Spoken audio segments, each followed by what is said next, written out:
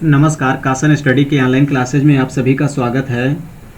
तो इसके पहले वाले क्लास अगर अभी तक आप लोग देखे नहीं हैं तो उसको भी देख लीजिए, क्योंकि यहाँ पर जो भी क्लासेज चल रही एक दूसरे से संबंधित हैं। इसके पहले वाला क्लास अगर नहीं देखे हैं तो शायद यहाँ पर आपको समझने में कुछ आसानी नहीं होगा, तो इसलिए सभी क्लास को स्टेप बाय स्टेप देखते चलें और यहाँ पर आपको बहुत अच्छे से तैयारी भी कराई जा रही है। तो जो आज का हमारा टॉपिक है unit and definition, unit and definition से आज हमारा टॉपिक है। तो यूनिट के बारे में हम आपको बात करने वाले हैं। सबसे पहले यूनिट के बारे में बात करेंगे। तो यूनिट में जैसे आप ये जानते होंगे कि 7 बेस यूनिट होता है। मूल इकाई की संख्या कितनी होती है? तो जो मूल इकाई होती है, मूल इकाई, तो मूल इकाई की संख्या कितनी है? तो मूल इकाई की संख्या 7 है। अर्थात हम ये भी कह सकते हैं कि 7 बेस यूनिट है, हम ये भी कह सकते हैं। यहाँ पर हम आपको पूर्ण रूप से हिंदी में पढ़ा रहे हैं, तो अगर किसी को कोई प्रकार की समस्या हो तो कमेंट बॉक्स में ज़रूर बताइए, सर मुझे ये चीज़ नहीं समझ में आ रहा है। आपका हर प्रकार से निवारण किया जाएगा। तो अगर हम बात करते हैं लंबाई के बारे में, लंबाई, तो जैसे कि हमने क्या बताया कि 7 बेस यूनिट होते हैं। अगर पहला लंबाई ले लेते हैं तो लंबाई का मात्रक क्या होता है? इसी वक्त इसका मात्रक भी बताते चलते हैं। लंबाई का मात्रक मीटर होता है। दूसरा, अगर हम द्रव्यमान ले लेते हैं, द्रव्यमान अगर ले लेते हैं तो द्रव्यमान का अगर मात्रक पूछा जाता है तो किलोग्राम होता है। द्रव्यमान का मात्रक क्या होता है? किलोग्राम होता है। और समय का मात्रक क्या होता है? तो समय का मात्रक सेकेंड होता है। अगर हम इसके आगे देखते हैं तो जो एक होता है ज्योति तीव्रता, ज्योति तीव्रता, ये सबसे ज़्यादा पूछा जाता है। तो ज्योति तीव्रता की जो यूनिट होती है वो कैंडेला होती है। इसके आगे होता है तापमान, जिसको हम टेम्परेचर कहते हैं। तो तापमान, तापमान की जो तीव्रता होती है उसे हम क्या कहते हैं? उसका जो मात्रक होता है उसका मात्रक केल्विन होता है। अगला है पदार्थ का मात्रा, पदार्थ की मात्रा। तो पदार्थ की मात्रा का जो यूनिट होता है वो क्या होता है? मोल। तो यहाँ पर आप ये देख रहे हैं कि 7 जो है, जो बेसिक यूनिट होते हैं उनकी संख्या 7 होती है। लंबाई का मात्रक मीटर होता है। लंबाई, द्रव्यमान, समय, ज्योति तीव्रता, तापमान और पदार्थ की मात्रा, ये 7 होते हैं। इनका यूनिट हमने आपको बता दिया। अब देखिए, कुछ डिफिनीसन भी होते हैं जो आपके लिए बहुत इंपॉर्टेंट होते हैं। वो डिफिनीसन भी आपको याद होना चाहिए, क्योंकि आगे अब जो भी पढ़ाने वाले हैं उसमें जो है कुछ बेसिक आपको जानकारी होना ज़रूरी है। तो हम यहाँ पर अब उसके बारे में कुछ आपसे बातें करने वाले हैं। तो आइए एक एक के बारे में हम आपको बताते चलते हैं। जैसे हमारा पहला है पदार्थ। पदार्थ, पदार्थ को इंग्लिश में क्या कहते हैं? मैटर कहते हैं। मैटर यानी क्या होता है? पदार्थ होता है। तो पदार्थ का जो परिभाषा होता है वो क्या होता है? जो वस्तु स्थान घेरती है और हम उनका अनुभव करते हैं, और हम उनका अनुभव करते हैं, वह पदार्थ कहलाते हैं। अर्थात इसमें लिख लीजिए, जो वस्तु स्थान घेरती है, जो वस्तु स्थान घेरती है और हम उनका अनुभव करते हैं, और हम उनका अनुभव करते हैं, और हम उनका अनुभव करते हैं, क्या कहलाता है? तो पदार्थ कहलाता है। पदार्थ कहलाता है। ये आपका विशेष पॉइंट था, ये सब याद होना चाहिए। अगला हम लेते हैं भार, जिसको हम कहते हैं वेट। वेट मतलब क्या होता है? भार। इसको हम कहते हैं वजन। इंग्लिश में क्या कहते हैं? वेट। तो भार किसे कहते हैं? जिस बल से किसी भी वस्तु को पृथ्वी अपनी ओर आकर्षित करती है उसे हम भार कहते हैं। अर्थात यहाँ पर भी लिख लीजिए कि जिस बल से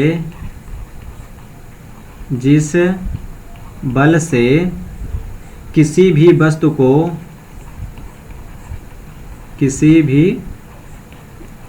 को पृथ्वी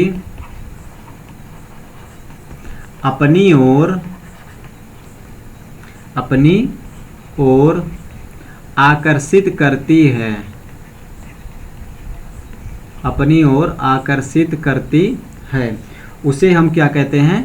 तो उसे वजन कहते हैं, उसे वजन कहते हैं। अर्थात W बराबर क्या होता है? तो W बराबर mg होता है। और यहाँ पर अगर g का मान पूछा जाता है तो g का मान 9.8 मीटर पर सेकेंड स्क्वायर होता है।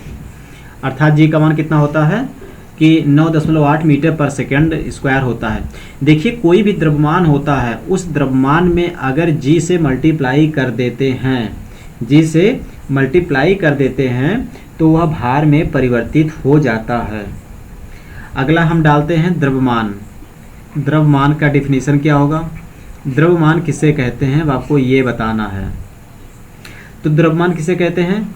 यह किसी भी वस्तु का ये गुण होता है जो अपनी अवस्था में बदलाव करने का विरोध करे, उसे हम क्या कहते हैं? तो उसे द्रव्यमान कहते हैं। अर्थात लिख लीजिए इसमें, यह किसी भी वस्तु का, यह किसी भी वस्तु का ये गुण होता है, ये गुण होता है जो अपनी अवस्था में, जो अपनी अवस्था में बदलाव का बदलाव करने का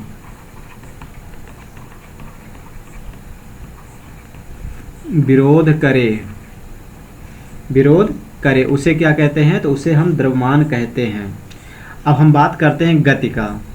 तो अगला हेडिंग है गति। तो अगला हेडिंग डाल दीजिए गति।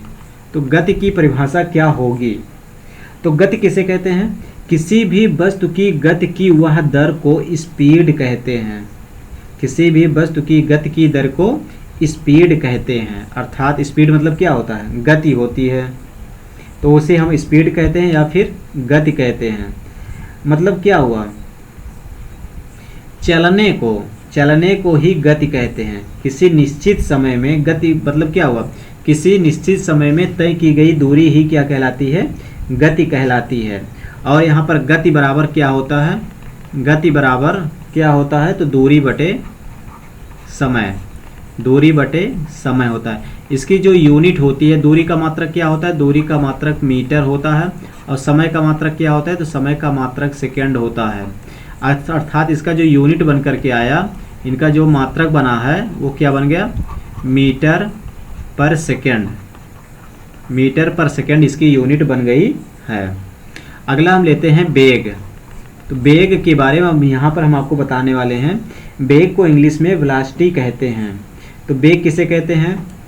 तो यहाँ पर समझ लीजिए, वेग जो होता है किसी निश्चित दिशा में गति को वेग कहते हैं। अर्थात किसी निश्चित दिशा में 1 सेकंड में चली गई दूरी ही उसका वेग कहलाता है। अर्थात गति परिवर्तन की दर को वेग कहते हैं। अर्थात हम लिख सकते हैं यहाँ पर,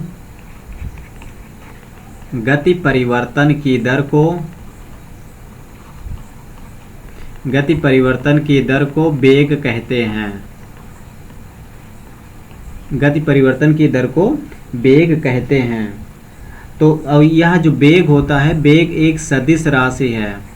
वेग एक सदिश राशि है।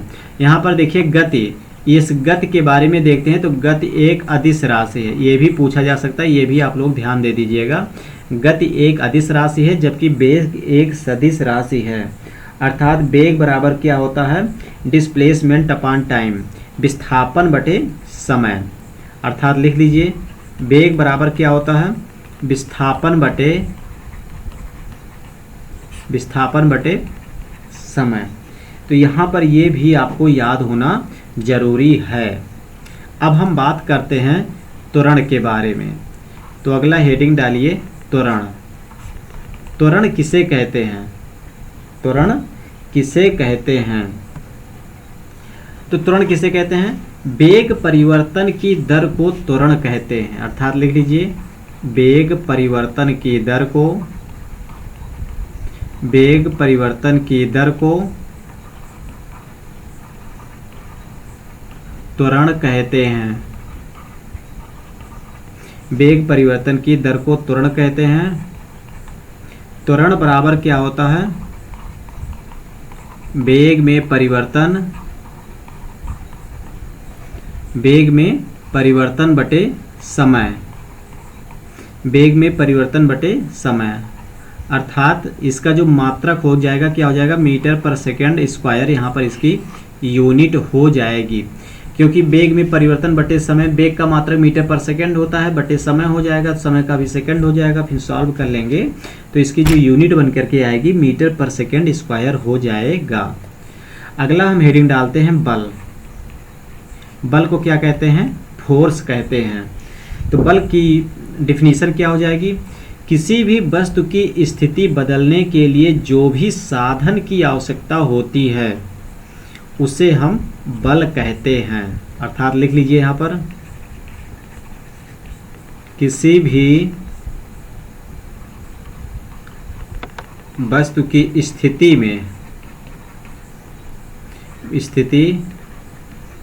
बदलने के लिए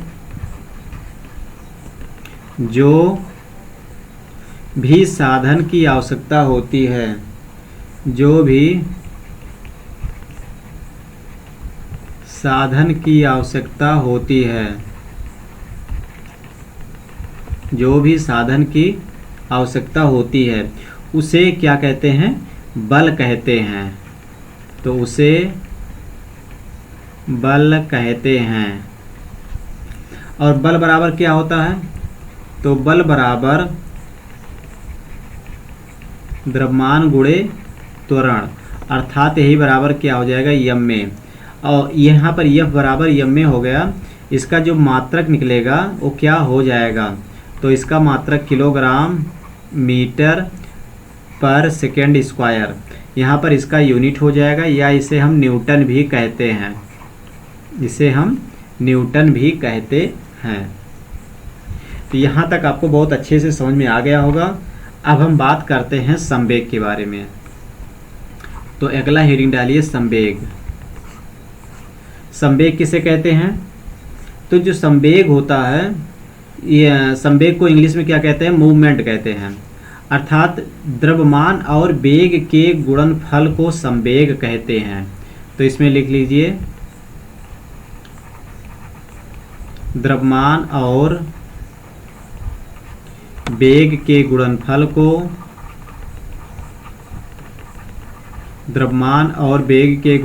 को संवेग कहते हैं। संवेग कहते हैं। अर्थात संवेग बराबर क्या होता है? तो संवेग बराबर द्रव्यमान गुणे वेग यहाँ पर हमारा हो जाएगा। अगर इसका मात्रक पूछा जाता है तो इसका मात्रक क्या हो जाएगा? किलोग्राम मीटर पर सेकंड। किलोग्राम मीटर पर सेकंड इसकी यूनिट हो जाएगी। अब हम अगला टॉपिक लेते हैं न्यूटन का नियम। अब हम अगला टॉपिक क्या लेते हैं? तो न्यूटन का नियम के बारे में अब आपको बताते हैं। तो हेडिंग डालते हैं न्यूटन का नियम। ये बहुत ज़्यादा इम्पॉर्टेंट है, यहाँ से भी आपका एक क्वेश्चन बन करके आता है। तो हम आपको यहाँ पर बताने वाले हैं न्यूटन का नियम।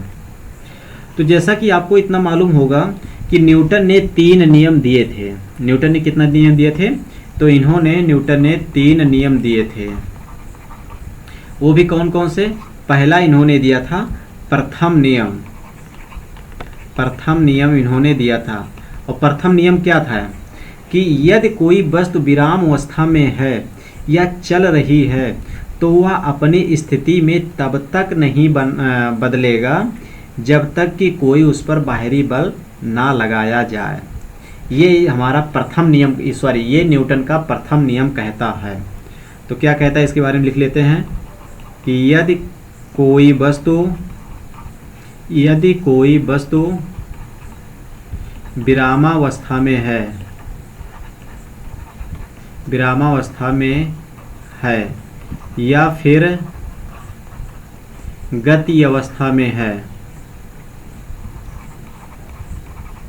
फिर गति अवस्था में है तो तब तक उनके मान में परिवर्तन नहीं होगा, मान में परिवर्तन नहीं होगा जब तक उन पर कोई बाह्य बल ना लगाया जाए। तो हमने क्या बताया, प्रथम नियम किसे कहते हैं? यदि कोई वस्तु विरामावस्था में है या फिर गति अवस्था में है तो तब तक उनके मान में कोई परिवर्तन नहीं होगा जब तक उन पर कोई बाह्य बल ना लगाया जाए। यहाँ पर ये परिभाषा है, ये आपको बहुत अच्छे से याद होना चाहिए। अब हम बात करते हैं दूसरा नियम, द्वितीय नियम। इसे हम क्या कहते हैं? न्यूटन का द्वितीय नियम। तो न्यूटन का द्वितीय नियम क्या है, ये चीज़ आपको बताना है। तो इनका जो द्वितीय नियम है, तो संवेग परिवर्तन की दर, लिख लीजिए इसमें, संवेग परिवर्तन की दर उस वस्तु पर लगाए गए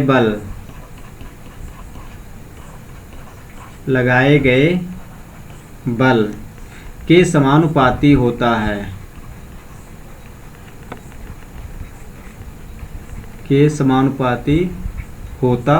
है, अर्थात F बराबर F बराबर ma।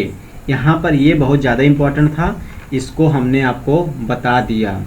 और यहाँ पर जो इनका तीसरा नियम है, तीसरा नियम क्या है? तो इनका जो तीसरा नियम है, तीसरा नियम क्रिया प्रतिक्रिया से है। तीसरा नियम किससे है? तो क्रिया प्रतिक्रिया से है। तो ऐसे केवल शॉर्टकट में लिख लीजिए, क्रिया प्रतिक्रिया से संबंधित है, क्रिया प्रतिक्रिया से संबंधित है। तो यहाँ पर इनके ये तीनों नियम थे, ये तीनों नियम इनके बहुत इंपॉर्टेंट थे। यहाँ पर से क्वेश्चन निकल करके आता है, तो ये भी आपको याद होना जरूरी है। अब हम अगला टॉपिक लेते हैं, गतिज ऊर्जा। जैसे अब ऊर्जा के बारे में अगर बात करते हैं तो ऊर्जा मुख्यतः दो प्रकार के होते हैं, या तो गतिज ऊर्जा होता है या फिर स्थितिज ऊर्जा होता है। तो हम एक एक के बारे में बात करते हैं। तो सबसे पहला हेडिंग डालते हैं गतिज ऊर्जा। गतिज ऊर्जा, गतिज ऊर्जा की अगर परिभाषा लिखते हैं तो यह वस्तु की गति के कारण होती है। तो यह वस्तु की गति के कारण होती है, यह वस्तु के गति के कारण होती है। अगर काइनेटिक, इसको हम काइनेटिक एनर्जी कहते हैं, और ये बराबर कितना होता है? 1/2 mv²। इसका जो यूनिट होती है, देखिए यहाँ पर ऊर्जा अगर कोई भी है तो ऊर्जा का यूनिट हमेशा जूल ही होगा। तो चाहे वो गतिज ऊर्जा हो, चाहे स्थितिज ऊर्जा हो, चाहे कार्य ऊर्जा हो, कोई प्रकार का अगर ऊर्जा उसमें संबंधित है तो वहाँ पर उसकी यूनिट जूल ही हो जाएगा। अगला हम हेडिंग डालते हैं स्थैतिक ऊर्जा। स्थैतिक ऊर्जा, पोटेंशियल एनर्जी। तो स्थैतिक ऊर्जा किसे कहते हैं? तो यह वस्तु की स्थिति के कारण होती है। तो इसमें लिख लीजिए, यह वस्तु की स्थिर के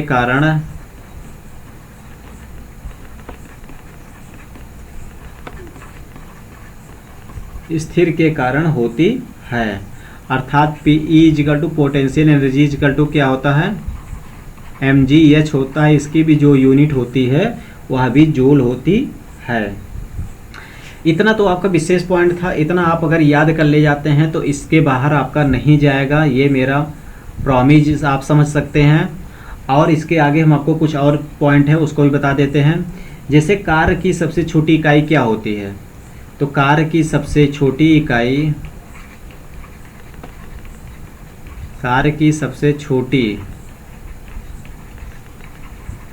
इकाई क्या होती है?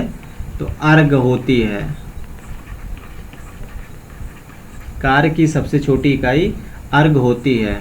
अच्छा ये बताइए, 1 HP में कितने जो है वाट होते हैं। अगर मीट्रिक में देखा जाता है तो मीट्रिक में 735.5 वाट होता है, 735.5 वाट होता है, वो भी किस में होता है, तो मीट्रिक में होता है। अगर वहीं ये एक एचपी में पुनः पूछा जाता है कि एक एचपी में कितने जो है वाट होते हैं, वो भी आपको ब्रिटिश में पूछा जाता है, तो ब्रिटिश में 746 वाट होता है। ब्रिटिश में कितना होता है, तो 746 वाट कैसे होते हैं, तो ब्रिटिश में होते हैं। तो यहाँ पर दोस्तों हमने टोटल आपके लिए इतना इम्पोर्टेंट टॉपिक लेकर के आए था, और जो भी लेकर के आए थे आपको बहुत अच्छे से बता दिए हैं।